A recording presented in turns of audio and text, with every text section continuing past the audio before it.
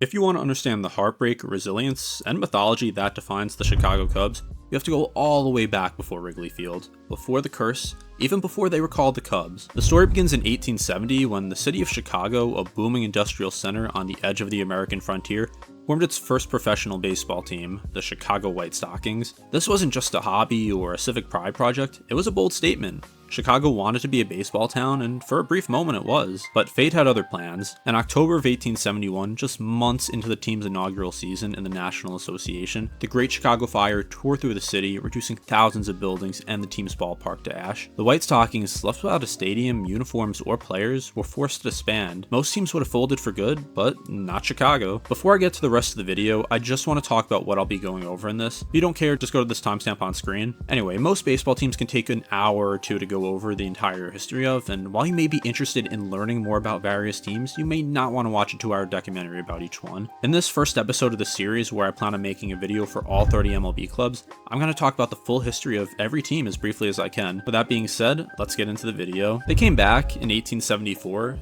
the franchise was reborn, and just 2 years later in 1876, they helped found the National League, which remains the oldest major league in baseball. That year they claimed the very first National League pennant behind pitcher Albert Spalding, who later became even more famous for the sporting goods empire that bears his name. The White Stockings weren't just successful, they were innovators. They traveled more, experimented with uniforms, and took the sport more seriously than most of their peers. But the real face of this early team wasn't Spalding, it was Adrian "Cap" Anson. Anson wasn't just a player, he was a force, a towering first baseman with a booming voice and the ego to match. Anson was the heart of the franchise for over 2 decades. He was the team's star hitter, their manager, and their identity. By the time he retired, he had recorded over 3,000 hits, and he was arguably the first player to do so, depending on how 19th century statistics are interpreted. But his legacy is haunted by a darker truth. Anson was one of the loudest and most influential voices in keeping baseball segregated. His refusal to take the field against black players in exhibition games pushed Major League Baseball towards the informal but effective color barrier that stood until 1947. So while he brought glory to Chicago on the field, he also helped close the sport's doors to countless others off of it. Still though, under Anson's leadership, the White Stockings, later known as the Colts and briefly the Orphans, were a dominant force throughout the 1880s. With pitchers like Larry Kikoran and John Clarkson, they won 6 National League pennants in that decade alone. Their style was aggressive, even arrogant, they slid hard, ran wild on the bases, and weren't above bending the rules. They were early baseball's original villains, and they relished in it. But time catches everyone. Anson's influence faded, and by the late 1890s, the team was directionless. They had no clear identity, no aging stars to rally around. Sports writers, noticing the roster full of young and inexperienced players, began referring to the club as the Cubs, a nickname that first appeared in print in 1902. By 1906, it was in widespread use, and by 1907, it had become the team's official moniker. And then something amazing happened. In the early 1900s, the Cubs stopped being a punchline and became a dynasty. Led by fiery player-manager Frank Chance, the Cubs built a roster that played fast, smart, and hard. At second base was the scrappy Johnny Evers, at shortstop the slick-fielding Joe Tinker,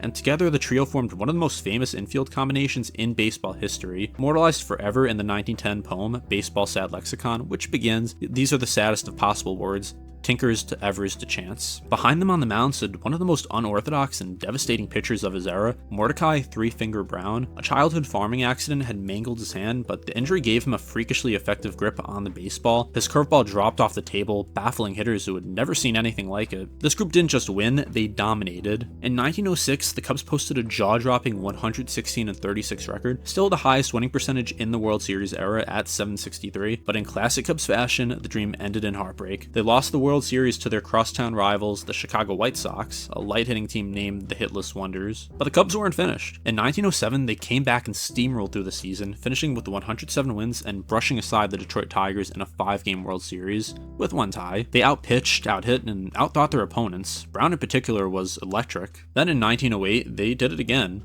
Another World Series, another victory over the Tigers, and for the second year in a row, they stood on top of the baseball world. Frank Chance, still only in his early 30s, had guided a team of tough, skilled, and deeply loyal players to back-to-back championships. What no one knew at the time, and what no Cubs fan dared even imagine, was they just witnessed the last championship the franchise would win for the next 108 years. The 1908 Cubs didn't just win a World Series, they unknowingly closed the book on an era of dominance and opened the first chapter of what would become one of the most painful and infamous droughts in sports history. By the the early 1910s, the Cubs were still a force, but the dynasty was starting to age. Frank Chance's health declined, Tinker, Evans, and Brown began to move on, and the team slowly lost its edge. They did make it back to the World Series in 1910, losing to the Philadelphia Athletics, and again in 1918, but then falling to Babe Ruth's Red Sox in a wartime shortened season. While the win slowed, a new chapter was quietly beginning at the corner of Clark and Addison. Built in 1914 for the Chicago Whales of the short-lived Federal League, Weeghman Park became the Cubs' new home in 1916. When the league folded, the Cubs moved in. Over time, the park took on a character of its own. By 1921, chewing gum magnate William Wrigley Jr. became majority owner. In 1926, he renamed the park Wrigley Field and began transforming it into a true baseball cathedral. Bleachers, ivy, the hand-operated scoreboard, it all started here. Wrigley became a symbol of the Cubs' identity that is still going strong 100 years later. The Cubs returned to prominence in the 1920s. A new ace, Grover Cleveland Alexander, brought postseason pedigree. Despite battling alcoholism and epilepsy, the Cubs made another World Series in 1921, backed by a powerful offense. At the heart of it was Hack Wilson, a 5'6", 190-pound slugger with a violent swing and a volatile temper. In 1930, he put together a season for the ages, 56 home runs, and an MLB record 191 RBIs, a mark that still stands today. But in 1929, the Cubs collapsed in the World Series. After taking an 8-0 lead in Game 4, they blew it and lost the series to the Philadelphia A's in 5 games. Wilson burnt out fast as he was out of baseball by the mid-1930s and died broke in 1948. However, he would be elected to the Hall of Fame and will be remembered for his RBI record that's still going strong today. The Cubs made it back to the World Series in 1932, this time against the New York Yankees. Game 3 at Wrigley Field became legendary, with Cubs players heckling Babe Ruth and him allegedly pointing to center field before hitting a towering home run to that exact spot. Was it a called shot? No one knows for sure, but the moment became one of the most iconic in sports history. The Yankees swept the series. Another October, another Cubs disappointment. The Cubs stayed competitive. In 1935, they rode a 21-game win streak to a pennant, but lost to the Tigers in the World Series. In 1938, Gabby Hartnett hit the famed homer in the Gloman against Pittsburgh, a walk-off that sent them to yet another series, but the outcome was familiar. Swept by the Yankees, that made 4 World Series appearances in 10 years and 4 losses. By the end of the decade, the pattern had formed. The Cubs would win pennants, but when it mattered most, they couldn't finish the job. They had the history, the fans, the ballpark, but the heartbreak was becoming just as much a part of their story. After a strong season behind pitcher Hank Borowy, the Cubs faced the Detroit Tigers in the World Series. Up 2-1 in the series, they had a chance to take control in Game 4 at Wrigley Field. That's when Billy Cianis, owner of the Billy Goat Tavern, showed up with his pet goat Murphy. He had tickets for both of them, but stadium staff turned the goat away, claiming it smelled bad. Insulted, Cianis allegedly cursed the team on his way out. Them Cubs, they ain't gonna win no more. The Cubs lost the series. They wouldn't return to the World Series for 71 years. Whether it was coincidence, superstition, or fate, the curse stuck, becoming the defining symbol of Cubs futility. While other teams embraced modernization, the Cubs clung to tradition, most notably with day games. Owner Philip Wrigley refused to install lights at Wrigley Field, believing baseball was meant to be played under the sun. Gave the park charm, but it came at a cost. The Cubs missed out on national exposure and lost flexibility in scheduling. Wrigley became baseball's time capsule, but the team inside it started to feel like a relic too. The 1950s were forgettable for Cubs fans. No playoff appearances, frequent last place finishes, declining attendance. But then came Ernie Banks. Signed in 1953, Banks became the face of the franchise. He hit 512 home runs, won back-to-back NL MVPs in 58 and 59, and became known simply as Mr. Cub. His quote, "Let's play two," made him beloved even when the team was dreadful. He never played in the postseason, he never complained, and Banks became the embodiment of Cubs fandom. Endlessly loyal, heartbreak-proof, and hopeful to the end. The 1960s weren't much better, but by 1969, everything changed. The Cubs had Ferguson Jenkins, Cy Young caliber ace, Ron Santo, their great third baseman, and Billy Williams,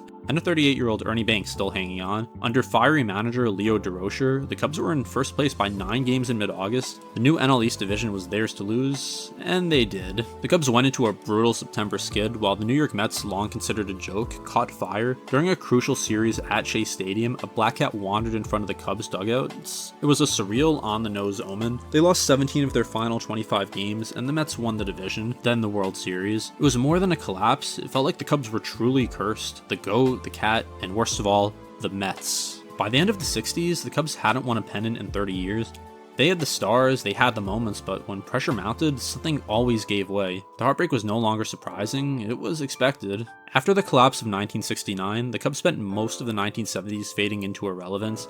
The core stars aged, the farm system dried up, and by the mid-70s, they were back near the bottom of the standings. Wrigley Field remained charming, but the product on the field didn't match. Still, the Cubs held onto their identity, one steeped in tradition, daytime baseball, and fiercely loyal fans who kept coming back win or lose.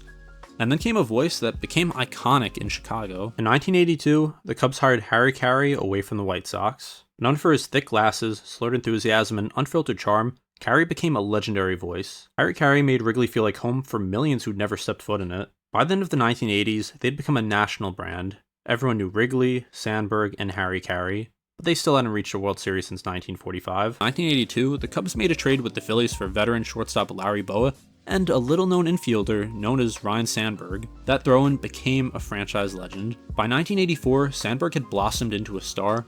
He could hit for power, steal bases, and played elite defense at second base. That June, he had a breakout performance on national TV. 2 late home runs off Bruce Sutter to tie the Cardinals twice in a game the Cubs eventually won. He won NL MVP that season and became the face of the franchise for the next decade. He recently passed away, but not before being not only a Cubs legend, but a baseball legend. The Cubs rode Sandberg, Rich Sutcliffe, who won 16-1 after a midseason trade, and a well-rounded lineup to an NL East title. It was their first postseason appearance in a very long time, since 1945. They dominated the Padres in the first 2 games of the NLCS. All they needed was 1 win in San Diego. In Game 5, they led 3-2 in the 7th, then a routine grounder went through first baseman Leon Durham's legs, and San Diego scored 4 runs, took the lead, and won the pennant. The ghost had returned. The Cubs reloaded around a new core in 1989, Mark Grace, Andre Dawson, and a young ace named Greg Maddux. They won the division again, but were outplayed by Will Clark and the San Francisco Giants in the NLCS. Cubs fans had seen this before. Hope, then heartbreak. By the end of the 1980s, they'd become a national brand. Everyone knew Wrigley, Sandberg, and Harry Caray, but they still hadn't reached a World Series since 1945. The 1990s began with more of the same. Losing records, bad contracts, and a revolving door of managers. Greg Maddux, the team's ace of the future, was allowed to walk in free agency after winning the 1992 Cy Young, which he repeated 3 more times for the Braves. But just when things seemed darkest, a new star emerged, one that would light up Wrigley like never before. In 1998, Sammy Sosa transformed from a streaky power hitter into a larger-than-life icon. That summer, he and Mark McGwire went head-to-head chasing Roger Maris's home run record of 61. Sosa hit 20 home runs in June alone, which is still a record. Wrigley was rocking every night, the media couldn't get enough. He finished the year with 66 home runs, won NL MVP, and more importantly, brought the Cubs back to the postseason. They lost quickly in the NLDS to Atlanta, but things finally seemed to be up. Sosa had reignited the city, and he hit 60-plus home runs 3 times in 98, 99, and 2001, something no one else had done. His signature hop, the finger kisses, the boombox in the locker room, he was a phenomenon. But the glow didn't last. By the early 2000s, the Cubs had rebuilt around young power arms Kerry Wood, who struck out 20 batters in a game as a rookie in 1998, and Mark Pryor, a can't-miss prospect with electric stuff. In 2003, they had a dominant rotation, solid bats in Moises Alou, Aramis Ramirez, and a still powerful Sosa, and looked ready to make a real October run. They beat the Braves in the NLDS, their first postseason series win since 1908, and then came the NLCS against the Florida Marlins. The Cubs led the series 3-2. Game 6 at Wrigley Field with Mark Pryor on the mound, they led 3-0 in the 8th inning, just 5 outs away from their first World Series since 1945. Then came the moment. Luis Castillo hit a foul ball down the left field line. Moises Alou raced over to make the catch near the wall when a fan named Steve Bartman reached out and deflected the ball. Alou slammed his glove in frustration. The crowd turned, the air shifted. What followed was a total meltdown. Pryor unraveled. Alex Gonzalez, a normally sure-handed fielder, botched a double play ball. The Marlins scored 8 runs in that inning, and the game was over. Momentum was gone, and the hopes seemed to be shattered. The Cubs lost Game 7 too, and just like that, the dream died. Bartman became a scapegoat, facing harassment, media stalking, even death threats, but the loss was not on one fan. It was a total team collapse. Years later, the Cubs organization would apologize and even give Bartman a 2016 World Series ring. But in the moment, 2003 became another chapter in the Cubs' curse-filled saga. By the early 2000s, the Cubs were close. They had the pitching, they had the bats, but something always slipped. After 2003, the Cubs still had their money and a massive fan base, but instead of breaking through, the next decade brought more heartbreak and eventually a full teardown. The Cubs came into 2004 with sky-high expectations. Their pitching staff was still anchored by Mark Pryor, Kerry Wood, and newly acquired Greg Maddux returning for a second stint. But the season unraveled late. Fueled by injuries, poor chemistry, and clubhouse tension, they missed the playoffs again.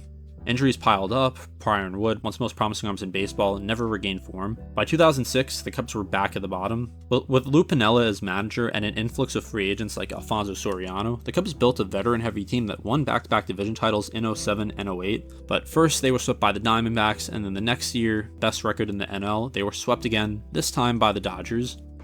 2 dominant regular seasons and 0 playoff wins. It felt like the curse was back in full force, and the expensive roster was aging fast. By 2009, it was clear the competitive window had closed.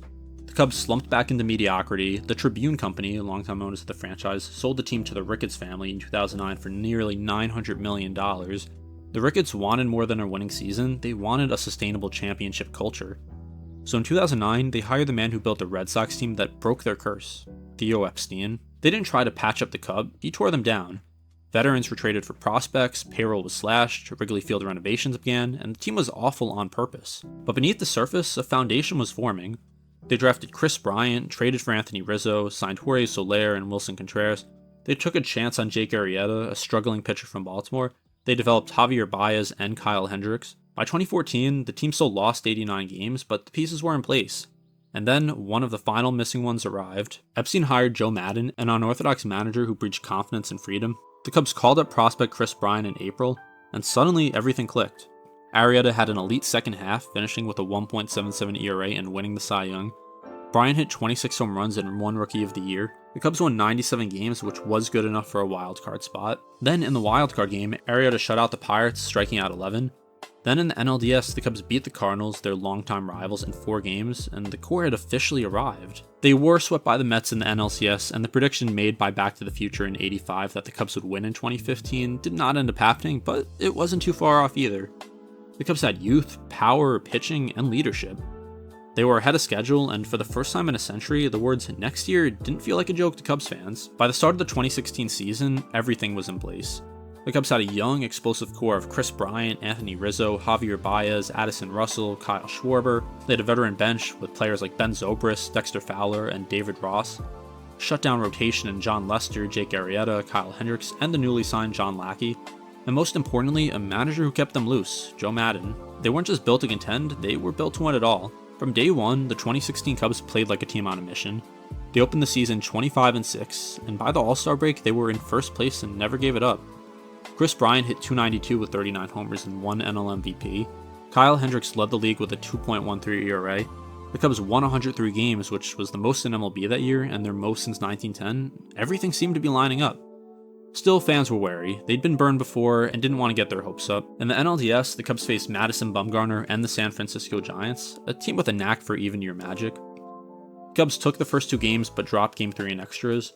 Game 4 seemed headed for a Game 5 until the 9th inning when the Cubs erupted for 4 runs, shocking the Giants and avoiding a Game 5. It felt like a turning point, the kind of comeback cursed teams don't pull off. The Cubs met the Dodgers in the NLCS. After falling behind 2-1 in the series, they stormed back. 10-2 win in Game 4, John Lester shoving in Game 5, and Game 6, Kyle Hendricks was brilliant and Aroldis Chapman slammed the door. The Cubs won the pennant, and for the first time since 1945, the Cubs were going to the World Series. The weight of generations lifted, but the job wasn't done yet. The Cleveland Indians, riding a dominant bullpen and hot bats, took a 3-1 series lead. Cubs fans across the world felt that familiar nausea. The Indians were and still are a team that has a World Series drought of their own, not winning at this point in nearly 70 years, and in 2025 nearly 80 years, but the Cubs fought back. Game 5 at Wrigley, Cubs win 3-2, barely hanging on.